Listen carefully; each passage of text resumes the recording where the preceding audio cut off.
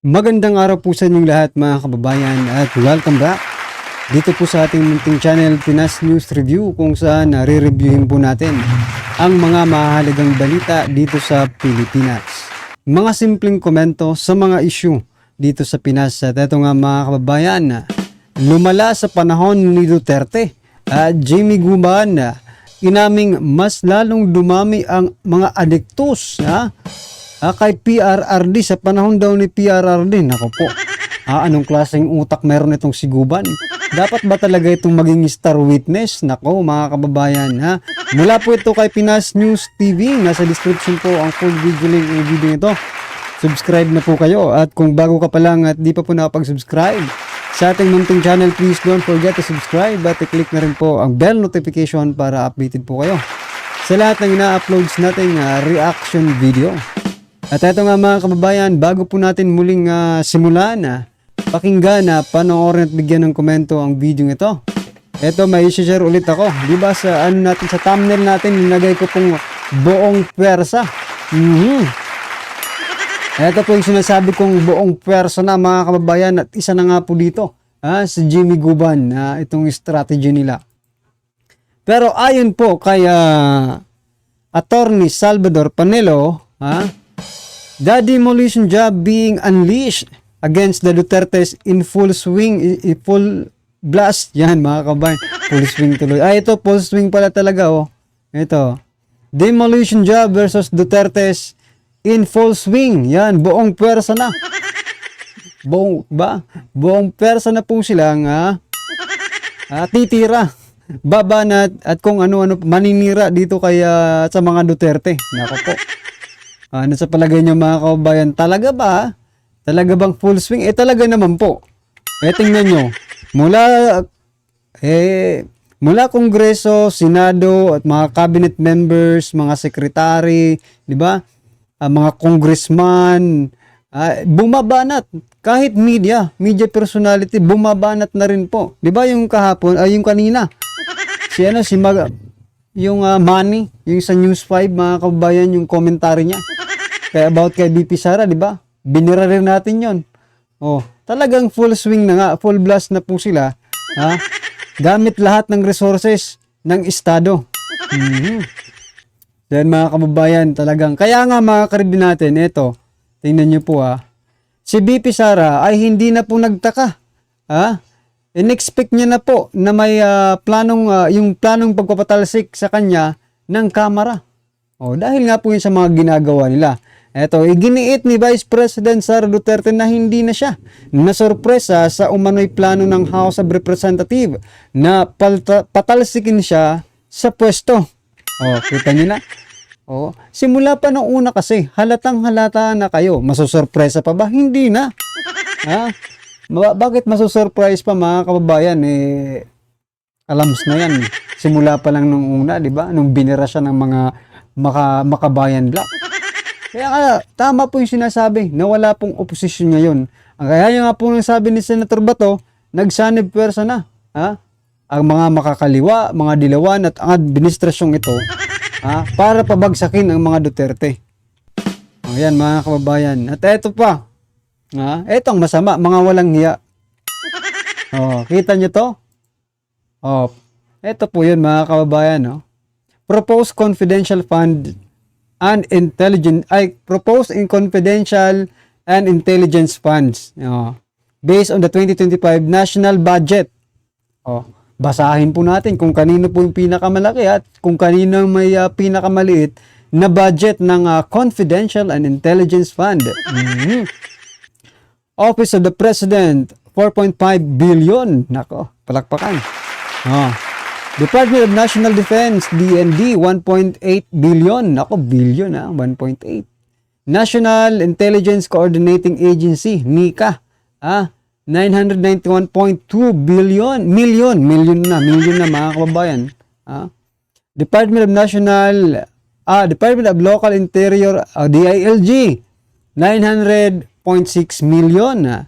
Department of Justice, 570 9.4 million. Palaging billion na natin Ano pa ito? PDEA, 500 million. Department of Transportation. May intelligence fund din pala ang Department of Transportation, no? 405 million. National Security Council, 250 million. Department of Social Welfare and Development, DSWD. May confidential fund din pala. Magkano po? 18 million. Yan mga kababayan. Office of the Presidential Advisor on Peace, Reconciliation and Unity, 60 million mga kababayan. Okay? Anti-Money Laundering Council, AMLAC, 7.5 million. Yan Ano to? Games and Amusement Board, 4 million. Yan po yung mga confidential fund ng ating mga kababayan. At ito pa pala, meron pa pala mga kababayan, kay Vice President Sara Duterte, 0. 0 po yung kay Vice President Sara. Teka lang, baka nagsisinungaling to hanap tayo ng ebidensya kung talagang totoo bang 0. 0 yung ni Vice President Sara Duterte, confidential fund. Eto, balita po mula sa paborito nyong Rappler. Mahilig tong mag-fact check, kaya doon po tayo kumuha ng balita, no? Eto, Sara Duterte says, OBP didn't request confidential fund for 2025 budget. Aba, totoo nga. Mga kababayan, totoo nga na walang 0 po yung ating Vice President in terms of this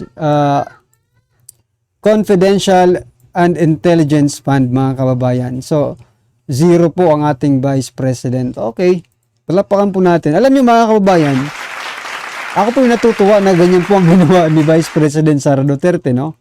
Although, malaki rin po ang magiging tulong nito sana kung magkakaroon siya. Pero much better na hindi na lang po siya nagpalagay. Bakit po? Baka po kasi mangyari, baka ulit mangyari yung nangyari po sa Department of Education na instead, confidential po, ay maibulgar yung paggagamitan, di ba? Bakit? Ito bang mga departamentong ito, mula sa presidente hanggang dito sa Games and Amusement Board, mga kababayan, question ba ng Congress kung saan nila ginamit yan? Question po ba ng Congress kung saan ginamit yan? It doesn't matter kung how long did they spend the money, mga kababayan. Ang importante yung pinag-uusapan, did they question, no? At tinanong ba nila kung saan ginamit yung mga perang ito? Diba? Gaya ng pagtatanong nila dito kay Vice President Sara Duterte nung ito po ay secretary pa ng Department of Education. Diba? Kaya nga masaya ako mga kabayan na wag na lang itong tanggapin. Kasi baka pa yan po ang maging mitsa. Diba? Para talaga tuluyan nila si BP Sara. Gawan nila ng mahilig naman sila maggawa-gawa ng mga istorya, di ba? Drama. Baka yan ang gawin nila. Much better na hindi na lang po yan, no? Na pondong yan, no? Na confidential and intelligence fund. Ano sa palagay nyo mga kababayan? Wise ba? Wise move ba yung ginawa ni Vice President Sara Duterte? Wise yan. So ito na nga mga kababayan, wag na po natin patagalin. Kanina pa pala tayo tumagal sa pasensya na po. Lagi tayong may side bits mga karabin natin. Kasi importante rin naman yung pinag-uusapan ito na mga karabin natin, sama-sama at sabay-sabay po natin pakinggan. Panoorin at bigyan ng komento ang video ito. Ito na po. Ikumpara mo yung mga nakaraang administrasyon hanggang dumating ang last administration, may nagbago ba sa laban kontra droga or wala? Your Honor, wala pong nagbago, lalo pong lumala. Ang dami pong stocks, ang dami pong dumadaan sa custom during the past administration. Lutang at ang dami. Naglabasan po during the time, green tea, red tea, plus purong tea. Pero shabu, mas dumami po ang sinasabi lang po nila na wala, pero mas marami pong supply sa market during those times. Talaga ba? Mapapatanong ka kung totoo ba o hindi, mga kababayan, no? Kasi kung marami ang stocks, no? Marami sanang kumakalat diyan sa kalye. Bakit itong mga addictos na ito yung nagsipagtakbuhan, nakulong, di ba? Tapos sasabihin niya, marami daw yung stock. Well, mga kababayan, no? Kung ikaw ang isang negosyante ka ng ganitong produkto, di ba? walang gagamit ng ano mo, ng anong tawag dito, ng produkto mo. Walang gagamit kasi takot eh. Takot makulong, takot magurgor, di ba? Takot magtago-tago, di ba? Tapos sasabihin mo marami ang supply. Niloloko mo naman kami, sir. Ha? Niloloko mo yata kami. Hindi mo ba alam yung ano ba ito? Yung law of demand and supply? Di ba? Marami ang supply siguro dahil takot na silang ilabas. Nagkahuhuli na.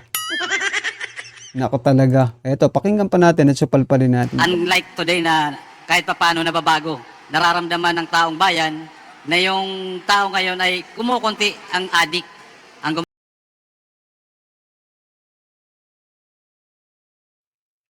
Loko ka ba? Hindi mo yan mapipil. Nakakulong ka. Paano mo mapipil yung sa labas? Diba? Paano mo masasabi yan? Nakakulong ka. Kami po ang makakapagsabi kung totoo yan o hindi. Kasi kami po ang nasa barangay. O kayong mga nasa barangay. Kumonti na daw ngayon. Sabi nitong animal na ito. Ay, sorry. Kumonti na daw mga kababayan. Sabi ni Guban. Tumatawa pa siya. Parang hindi siya seryoso sa sinasabi niya, di ba? Tumatawa-tawa pa. Diyan mo talaga makikita mga kababayan na ito isang drama lamang. Itigil nyo na po yan, sir, mga congressman. Sayang po ang pera ng taong bayan dyan. Sinong matinong tao ang magsasabi na, hoy, hindi namin kailangan ng isang preso para magsabi na kumonti na. Nasa loob ka. Diba? Kami ang nasa labas. Kami ang magsasabi kung yan yung tinatanong ko. Wag ako. Sige, yung mga nasa barangay na lang. Yung tanungin natin kung kumonte o dumami ngayon sa administrasyon ni PBBM. Sige nga. Yung krimen o criminality. Mas dumami ba noon o ngayon? gumagamit ng shabu. Magandang hapon sa lahat at magandang hapon sa iyo, Jimmy. Unang tanong ko lang, nasabi mo na ikaw ay 17 years na sa serbisyo. Tama po ba? Sa Bureau of Customs po, Your Honor. Pero makakatagal na po ako sa gobyerno. Pero 17 years ka sa Bureau of Customs. Sa Bureau of Customs alone, Your Honor. Sa tagal mo sa Bureau of Customs, ito ba ang unang pagkakataon na merong alleged na mga tawag, impluensya na ginagamit na nanggagaling sa Office of the President or people related to the Office of the President? Your Honor, thank you very much. That was the first time sa buong buhay namin na operatiba na may nakikialam na anak mismo ng presidente. Ibig sabihin, base doon sa alegasyon mo, if we believe, Teka lang mga kabayan, putulin ko lang saglit kasi napansin ko po, medyo confident po dito, si Guban sa pagtatanong, ni Garin, Congressman Garin ba to? Alam naman po natin ito. Nako. Ito po talagang pinagtanong. Wala bang pwede magtanong dyan na medyo makakalampag naman itong si Guban? Yung talagang medyo, di ba? Mag-iisip, parang hindi na pinag-iisipan parang sinusubuan na lang ng mga sagot, di ba? and if we can confirm the allegation, kung ikumpara mo ang iyong eksperyensya sa 17 taon sa Customs, and where were you before that? Your Honor, I was with the CIS, Sa CIS? Customs. Then, Before Customs? Bureau of Customs, Your Honor, I was assigned from the beginning. I was already Okay. at the CIS. So 17 taon mo sa Bureau of Customs, sa ilang presidenteng dinaanan mo? 3 ba o 4? 3 presidente na daanan mo or 3 administrasyon? 4? 4. President Lord. Can you say that this is somehow irregular? Hindi Very irregular, pangkaraniwan? Your Honor.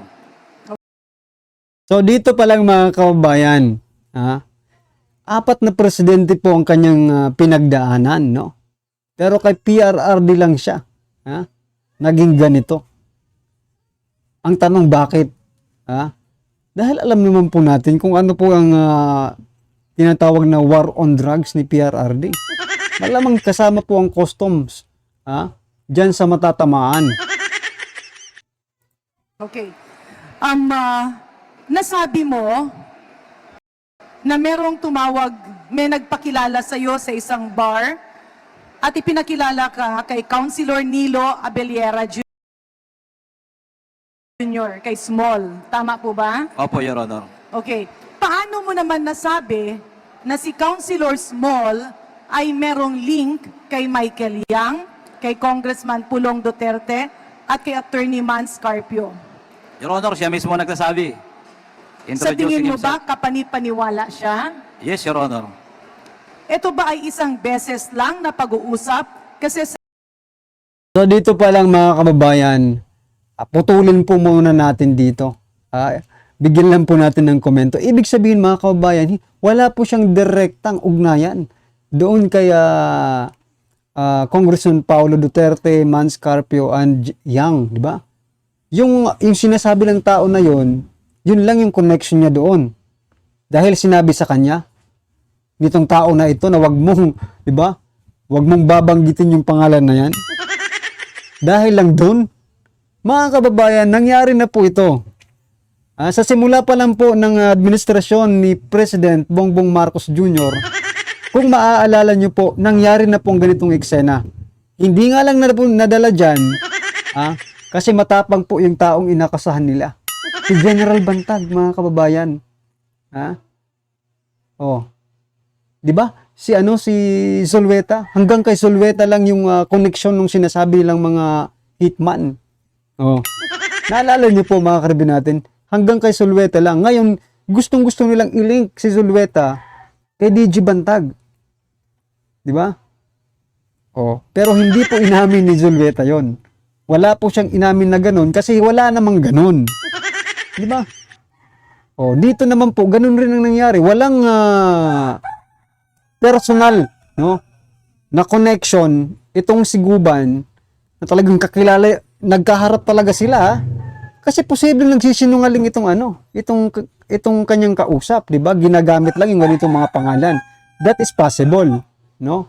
Pero hindi ko naman sinasabi na yan nga yung nangyari, pero posible po na ganun, no?